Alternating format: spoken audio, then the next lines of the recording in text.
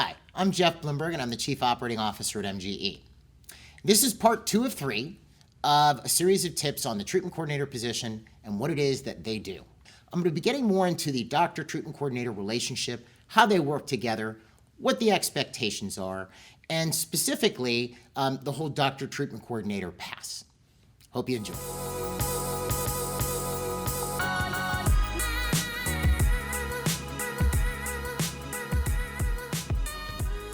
Now, how does the position work? The treatment coordinator works with the doctor. Now, let me give you a little bit of an insight, and we've talked about this in prior videos, and I'll put up our playlist for case presentations up here if you want to shoot through them. There's a lot of them done by Dr. Winteregg or me. You can look at how we've kind of laid this out. But generally what we recommend with clients is you explain the treatment plan a patient needs. All right? And again, this is all relative. If a patient needs 3 occlusal composites, that's not going to be a long explanation. That might be, hey, you need some fillings. Get scheduled at the front, right? That's pretty simple. But let's say a patient needs, I don't know, $2,000, $3,000, $4,000 plus worth of work. Well, that's a conversation. Not a lot of people are going to go, oh, it's only $4,000. Great, here's my credit card. That's not usually how it works. It requires a conversation. So the doctor would be responsible for presenting the treatment plan to the patient.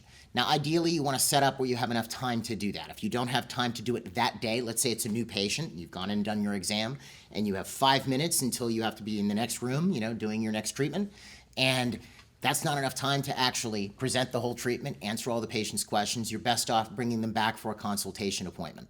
You can schedule consultation appointments first thing in the morning and first thing after lunch and help fill up your schedule that way. So ideally, when you sit down with a patient to explain a treatment plan, you want to make sure you have enough time. So the doctor would explain the treatment. This is at least, our recommendation. And when you get to the end, right, or when the patient asks, doctor, how much is this going to cost? The doctor should talk about the fee, at minimum. That's sort of like the bare acceptable level. Doctor has to discuss the fee.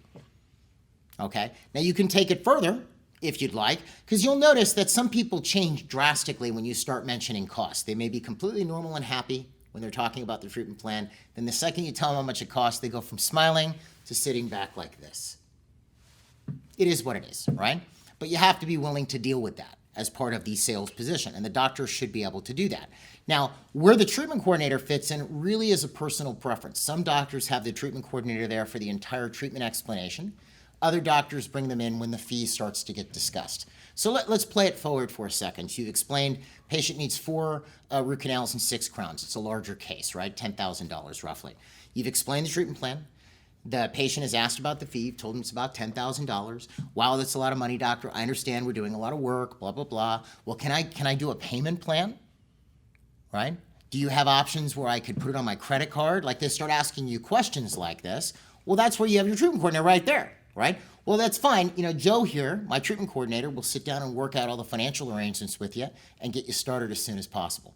Now, one little thing I want to throw in here, I like to insert this, even though this has nothing to do with the treatment coordinator position, but as a doctor, it could help fill up your schedule a little bit, is normally you're going to have primary time in the morning. That's usually when docs like to have it, right? Primary time in the morning. It's when you do your bigger procedures. Well, if Joe asks, Joe's your treatment coordinator. The patient asks, doc, how much is it? Can I do a payment plan? Blah, blah, blah. And they're looking at doing it. Before you send that patient off with your treatment coordinator, with Joe, you might want to mention, I do these procedures first thing in the morning. It's usually when I do them.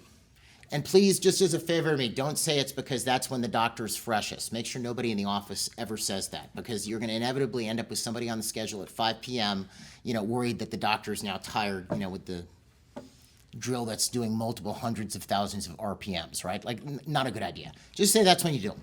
And you might even ask Joe, when's my next morning appointment available? Oh, this coming Thursday, doctor. Can you make it this Thursday? Patient says yes. Then send them off with Joe. Now, obviously, you don't want to solidify this entire thing as far as the schedule, or your schedule coordinator is going to get mad at you, but you've already put that bug in the patient's mind that you need to see them in the morning for this type of procedure. So you sent them off with Joe. Joe takes the patient off. Joe sits down and actually works out how the patient is going to pay for this treatment plan. Whether it's a finance company, whether they're going to put it on a credit card, whether you have some type of prepayment option, whether you have a payment option in the office, that's Joe's job. Joe's job is to get that patient through their financial arrangements and work with the schedule coordinator to get them onto your schedule. So now obviously I talked about in the last video, you have to have volume to justify a treatment coordinator. If you have a few of those types of scenarios per day, even if it's a $3,000 or $4,000 case, if you have 4 or 5 of those, it probably requires a treatment coordinator. Now, the treatment coordinator position, though, can be approached passively or proactively, because a lot of people will, sort of put the treatment coordinator in a box where they're just working with new patients. But if you take a look, there are multiple patients coming through your practice who need treatment. I guarantee you, if you were to look at the patients that are on your hygiene schedule today, tomorrow, the day after, there's tons of incomplete treatment. I mean, if I were to estimate, I would say maybe a third of the treatment that gets diagnosed actually gets done. Well, why is nobody talking to those patients about this treatment plan and taking it seriously? What will normally happen is a doctor will mention it in 2 minutes when they pop over to hygiene for an exam. They don't actually make it a thing where you sit down and you discuss it. Joe, or our treatment coordinator rather, would also be responsible for helping get those patients onto their treatment plan. It might require another conversation with the doctor, and then the patient starts. All right, but you have patients of record and recall. You have patients that you might be working on the doctor's schedule who still has incomplete treatment. You'll have second opinions coming in for consultations. And then even better, we have our incomplete treatment list, which I'm going to be talking about in the next tip.